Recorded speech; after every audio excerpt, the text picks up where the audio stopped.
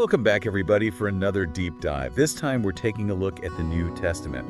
Well, excerpts from an academic text about it anyway. And I'm super curious about how this whole thing even came together. I mean, it's not like somebody just hit publish on a first draft, right? Right, yeah. It's a pretty fascinating process, and to really understand it, we need to start with the relationship between the New and the Old Testament. They weren't viewed as separate things to early Christians. I can see why the Old Testament would be important. But what makes that connection so deep? For those early Christians, the Old Testament was their only scripture. It held so much weight, Think of it as the foundation for their faith. And you see that echoed all throughout the New Testament, constantly drawing on stories, prophecies, figures from the Old Testament. So like a sequel building on the original hit movie. Yeah, that's a good way to put it. The New Testament writers were deeply familiar with the Old Testament, and they assumed their audience was too. So they use it as a framework for understanding Jesus' life and his teaching. Okay, that makes sense. So we've got this deep connection to the Old Testament. But how did the New Testament itself come together? There wasn't a single author, right? Right, yeah. Initially, the teachings of Jesus were spread orally. Think about that.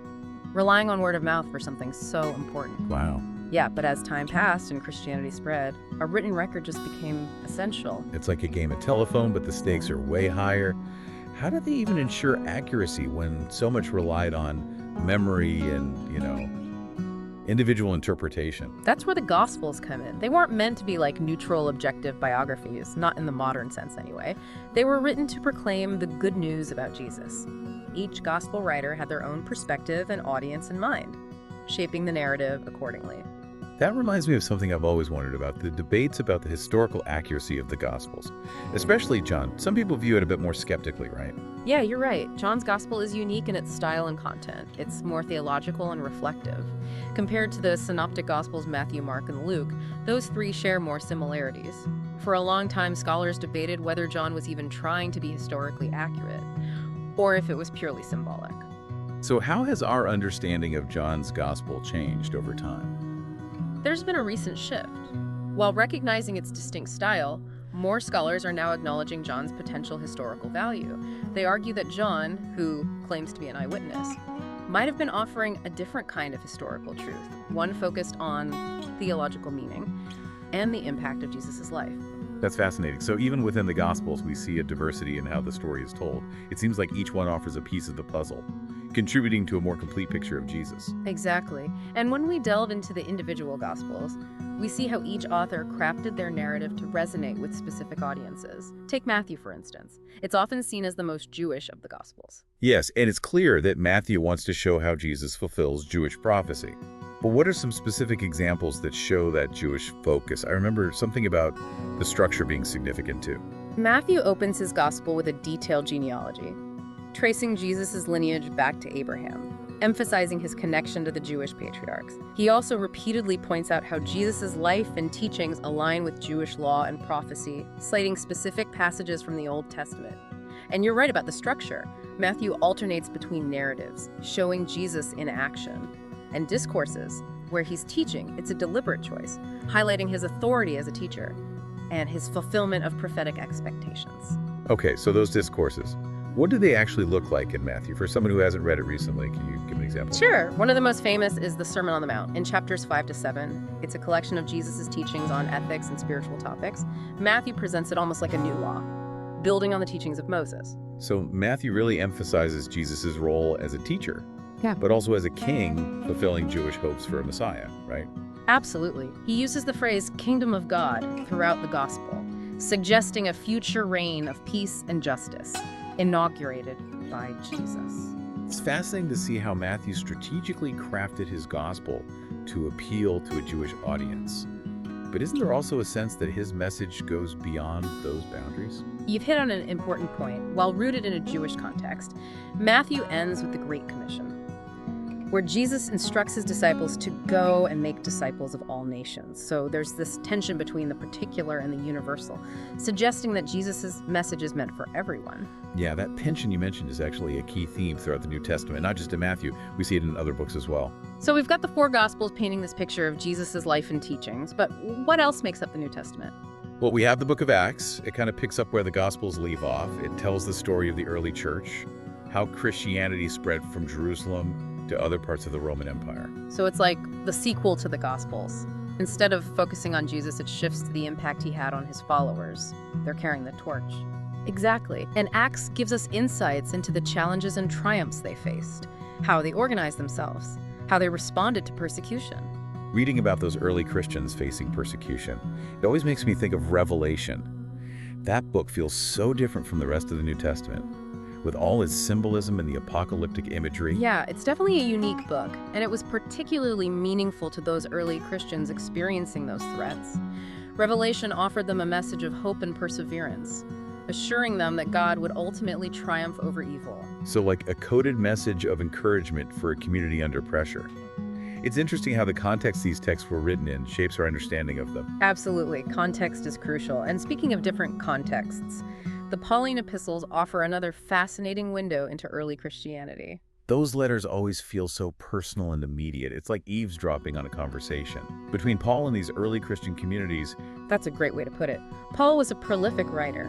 His letters address so many practical and theological issues. He tackles questions about faith, salvation, community life, even social issues like slavery and gender roles. it seems like the Pauline epistles would be a goldmine for understanding the struggles and concerns of early Christians. Oh, they absolutely are. They show us how they grappled with interpreting Jesus' teachings, applying them to their daily lives, navigating the complexities of a rapidly growing and diverse movement. And it wasn't just Paul writing letters, right? There are other epistles in the New Testament too. You're right. We have letters from other apostles, like Peter, James, and John.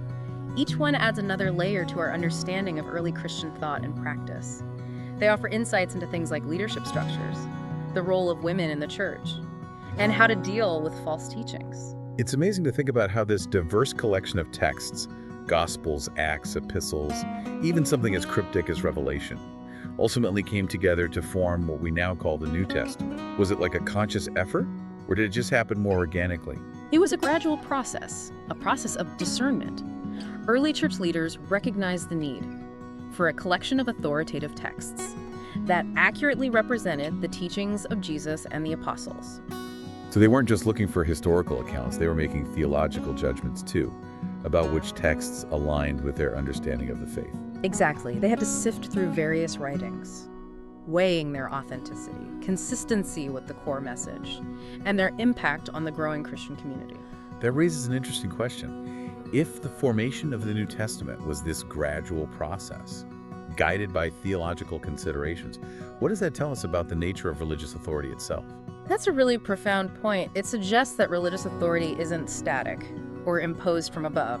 It evolves over time, shaped by community interpretation, tradition, and ongoing dialogue about what it means to be faithful. So it's not just about accepting a set of doctrines, it's about engaging in an ongoing conversation about what those doctrines mean in different contexts and for different generations. Precisely. And that's why studying the New Testament remains relevant today. It's not just a historical document, it's an invitation to participate in that ongoing conversation about faith, meaning, and purpose. That idea of religious authority evolving over time, that's really thought-provoking. It challenges the idea that religious texts have just one meaning, one fixed meaning. It does, and it highlights the importance of critical interpretation. The New Testament isn't just a rule book to be followed blindly, it's a collection of texts. That invites us to grapple with complex questions about faith ethics, the human condition. So how should someone approach reading the New Testament today? What advice would you give to our listener who wants to understand this ancient text in a meaningful way? I'd encourage them to approach it with curiosity, humility, and a willingness to wrestle with its complexities. Don't be afraid to ask questions. Seek out different interpretations. Consider how the text speaks to your own life, your own experiences. That's great advice. Yeah. It's so easy to get caught up trying to find the right answer when engaging with religious texts. But maybe the real value is in the process of questioning, exploring, engaging in that ongoing conversation you mentioned earlier. Exactly. And remember, the New Testament wasn't written in a vacuum. It emerged from a specific historical and cultural context. So understanding that context can really shed light on its meaning and its relevance for us today. Yeah, and I'm thinking back to our discussion about the different Gospels and how they offer unique perspectives on Jesus. It's a reminder that even within the New Testament itself, there's a diversity of thought, the diversity of interpretation. Maybe embracing that diversity is key to appreciating its richness. I couldn't agree more. The New Testament isn't a monolithic entity, it's a tapestry, woven from different voices, different experiences. And theological perspective, that's what makes it so fascinating and so enduring. So as we wrap up this deep dive into the New Testament, what's the one key takeaway you'd want our listener to remember? I'd say it's this. The New Testament isn't just a collection of ancient stories and teachings. It's a living testament to the power of faith, the complexities of human belief, and the enduring search for meaning. It's a journey that continues to unfold for each new generation that encounters its pages. Beautifully put. And for our listener, I'd add this. Don't let this deep dive be your only exploration of the New Testament. Keep digging, keep questioning, keep discovering. You might be surprised by what you find. Thanks for joining us today, and until next time, happy exploring up.